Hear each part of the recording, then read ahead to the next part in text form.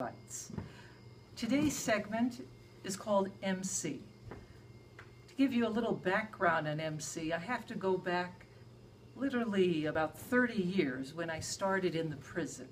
Imagine entering the prison as a new, very, very naive doctor, never had been ever in a prison in their lives, didn't know anybody who had ever been in a prison, and I had really no actually introduction or briefing or anything. I sort of was just thrown in. And I had this very little tiny infirmary. It had about 20 little beds in the back, a little clinic, a place where they gave medications, a tiny little trauma room, and my office. I had a couple of RNs, none of which were really actually all that memorable at that time. But what I did have that made an impact on me, because it was totally unexpected, the people who predominantly worked with me in that infirmary were actually inmates. In those days, my x-ray tech was an inmate, and a very good one as well. He had been certified as an x-ray and CT scanner and etc. type tech in the outside world. I had a guy who would go out with the nurses on emergency runs to get guys off the yard and bring them in, who sort of had some EMT or paramedic training, also very good in an emergency. I had two inmates who really did a lot of the work of signing in patients, literally doing vitals, doing paperwork, doing all sorts of help in the back. And one was a bank robber. And MC was in a class all on his own. He was what I would call a player, and a high-end player at that. So let me tell you a little bit about MC.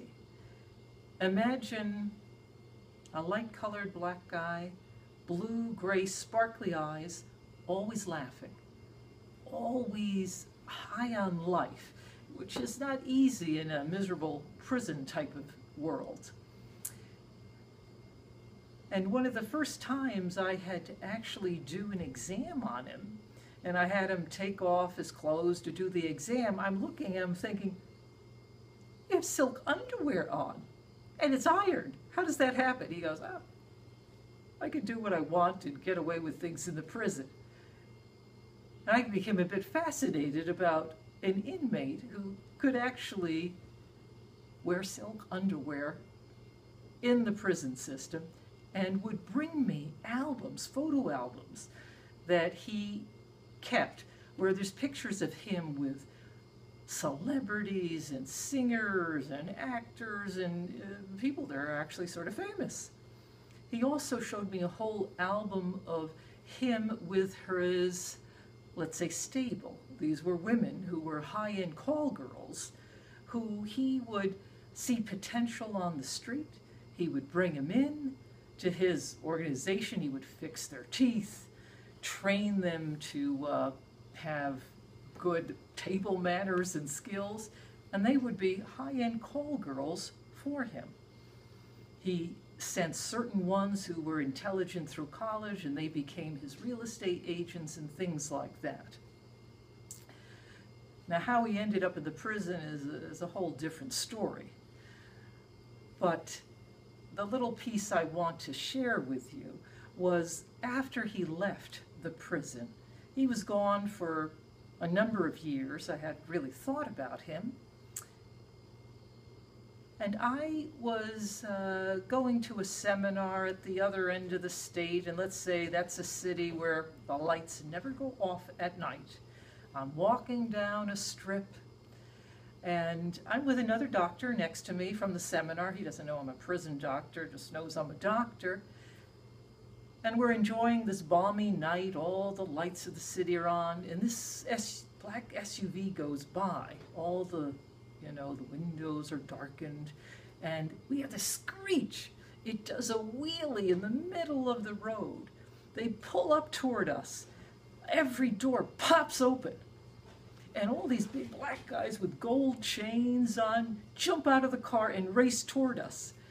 And that poor doctor next to me I think for sure that he thought that was going to be the end of his life that night. He probably never will be the same.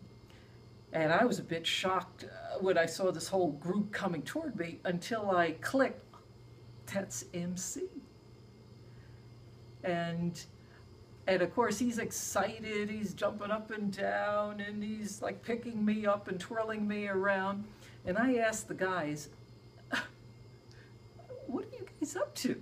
And he said, oh, Dr. Gedney, we're going to deliver all this stuff to poor kids in the hood. And I was okay.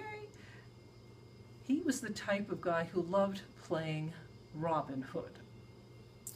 But in conversations with him in the prison, one of the things that I'll never forget was the time I told him when he was explaining his, let's say, business transactions where high-end businesses would literally contract with him to take them down so they could get the insurance money and then split whatever he took in this heist. And he considered it just like part of business. And I told him that I truly considered it just like stealing a last check from an old lady on the street. And he was like, his jaw dropped. He was stunned that I would think that those two incidents were the same. And actually, that got him thinking a little bit. And I kept telling him, you're incredibly bright, you're charismatic, everyone's drawn to you. You can do legal things, you can do illegal things. Why don't you just stay on the legal side of the fence? Now, when he left the prison, and I later heard, after that incident, that he was wheeling and dealing on the legal side. But I always wonder to myself, how many individuals have charisma and talent and drive, but depending on who impacts and mentors them at the front end of their life, because this guy didn't have that. He just had, let's say, the guys in the hood who he looked up to, who were players. That was his peer group. But what if it had been different? And a couple of years ago that I heard that MC passed away, but he will be certainly missed. And I certainly hope that when he truly left the prison, that he stayed on that other side of the fence. And with that little prison bite from the inside to the outside, I hope that you enjoyed the little story. And in the future, I will share more stories just to give you a little taste of maybe the prison world that you're unfamiliar with. And I'm wishing you health and happiness to our next time.